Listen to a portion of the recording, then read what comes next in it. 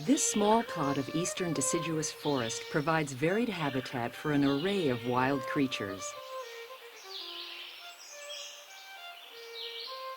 Animals that find a home here include amphibians, reptiles, mammals, and birds. The Cornell Lab of Ornithology serves as steward of the land, which is named for a spring and summer resident, the yellow-bellied sapsucker. Numerous other woodpecker species rely on this place, as do warblers, phoebes, great-crested flycatchers, and others. Birds use Sapsucker Woods Sanctuary to forage for food, court mates, and raise young. This land was logged and farmed through the first half of the 20th century. With designation as a sanctuary in the early 1950s, the woodland was protected, the pond was built, and a haven was created for animals of all kinds in every season. As water is essential to life, so the pond is central to the life of the sanctuary. In spring, male bluegills jealously guard carefully cleared circles on the pond floor, hoping to attract females with which to spawn.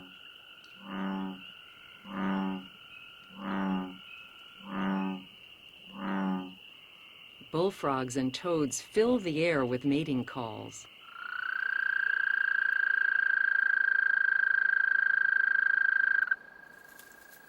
Muskrats forage for food and building materials.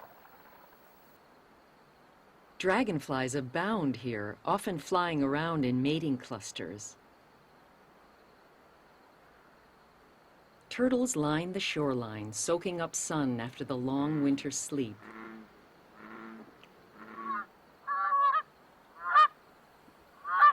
Canada geese flock to the pond in early spring, grazing in the shallow water for aquatic plants. From late March on, geese dominate the water, engaging in elaborate courtship displays prior to mating and brooding their young.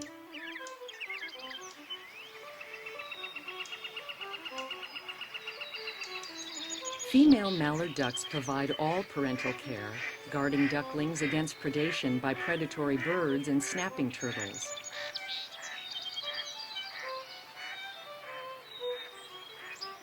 The many dead trees jutting above the pond's surface provide perches from which fishing birds, such as the belted kingfisher, can spot aquatic prey. Deadwood also allows unrestricted access to the open sky for fast-flying, insect-eating birds, such as tree swallows.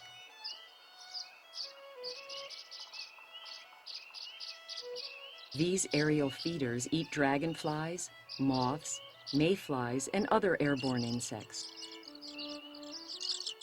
Ancient cavities within the wood, perhaps excavated long ago by woodpeckers, now serve as swallow nests. Fledglings are readily distinguished from adults by their dull brown plumage. Great blue herons stalk the pond on spindly legs, blending beautifully into the tangled branches.